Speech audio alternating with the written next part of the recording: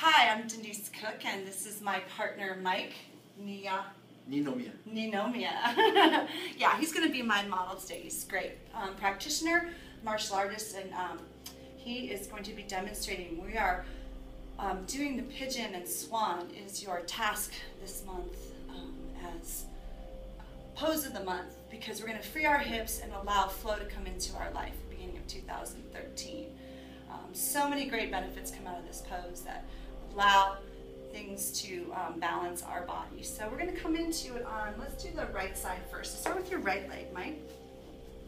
Mike also teaches martial arts, and he teaches young children. So we're seeing a lot of Mike around kindness yoga, one of the places I teach. So he dropped right into it. I know you men are like going, ah, right? But he is very muscular, and being muscular and being flexible is super important. So the only correction I have for him on this side is that I would maybe raise his forehead. Now there's a couple different props you can use when practicing.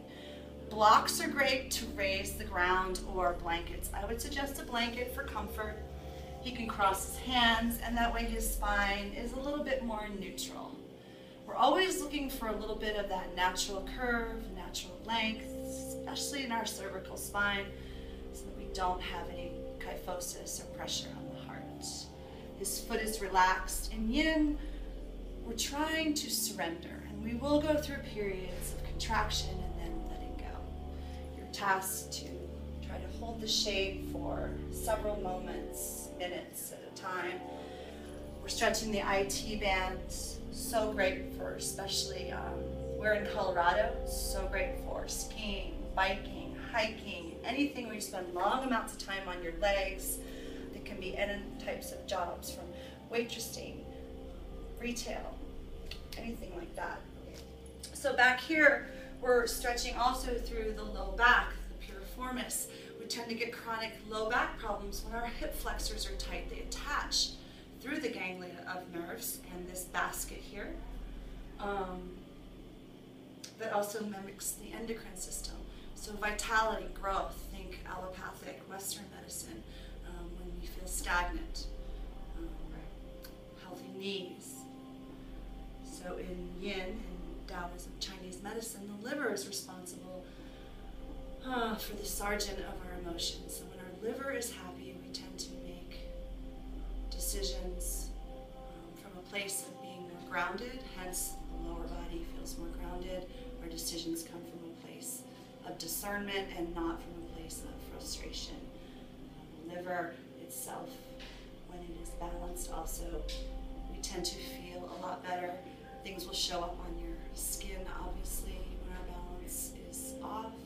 And it is responsible for all the major fluids in our bodies: saliva, joint fluids. Onsets of arthritis can be seen. Super important. So this pose, 5 minutes a day on each side, can shift so much, not just from the bones, but all over the body. So shift back, Mike. Let's do the other side. So the liver chi, super. I know when I'm feeling flighty, I need to drop into a few moments of Pidgeon. So he can take this up level. Mike has actually been doing this a while. I'm going to use the bolster this time if you want to get a little deeper into it. So we don't come to our mat all the time to always deepen our structure, to deepen our posture. But because Mike is a martial artist and he is going for deep and he can do deeper, he's actually raising that front thigh, getting a deeper stretch in that outer IT band, which actually is also related to those hamstrings, right? And so for certain sports, for certain activities, you might have to go and want to go deeper. And so he's really getting into the piriformis, those glute muscles, the deep glute muscle that really needs to be stretched for some of the kicking and the work and the standing you do on your legs for endurance. So he might have to take the block and go a little deeper to keep his spine neutral. He's getting the exact same benefits. As one of my teachers, Paul, said, advancing our yoga asana might have come and gone. This particular type of practice is really to uncover, to let go, to strip away some of the emotional and or physical baggage that kind of comes up every day just from living the duality of our life, that living around others. And so again, we have to really surrender our breath, because the liver is related to taste and those fluids in our mouth. You know, we have to watch when we're gripping our jaw, our tongue. Again, they're internally shifting, but our emotional body isn't within this physical structure, so we're shifting our complete aura, or that which is all of us, energetically. We use this posture, this we call Swan, a lot often. We're going to shift back and do the other leg one more time. Sometimes we do this often at the end of a yang practice, because it feels good when our legs are open. He's going to come to the side, so he's going to bring his right leg on top of his left into what we call sleeping swan, or sleeping pigeon. And he's going to reach between and thread his thigh. It's good. If you're more flexible, you can actually thread the front of your shin. So holding this for a few moments, if you're in a vinyasa class, is just the same as if you're folding forward. You can use your elbow to open up through the hip, and you'll receive the same benefits in the external IT band. You're going to receive the same benefits energetically out into your field, but we just don't hold it as long. You're going to receive that balance. You're going to breathe into that space, the outer hip.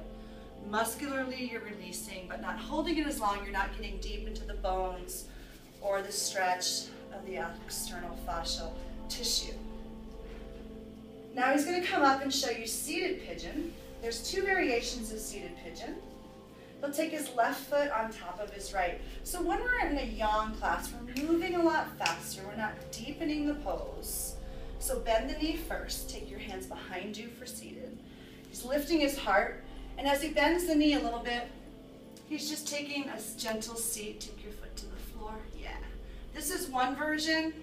Just bending the knee, lifting the chest, getting the IT stretch here, allowing the leg to descend.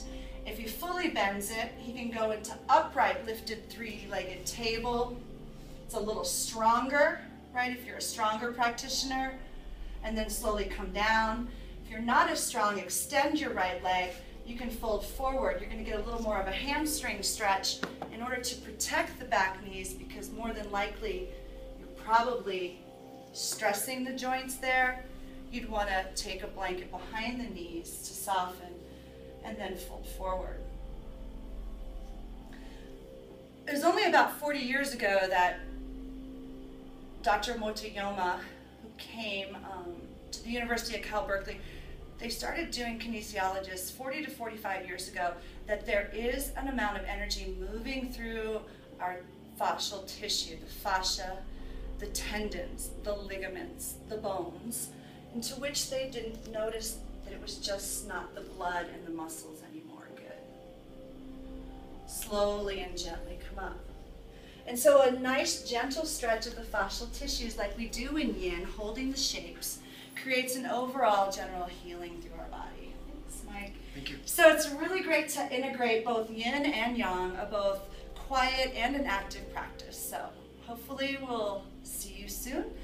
And please email me or call me if you have any questions, and we'll see you on the mat.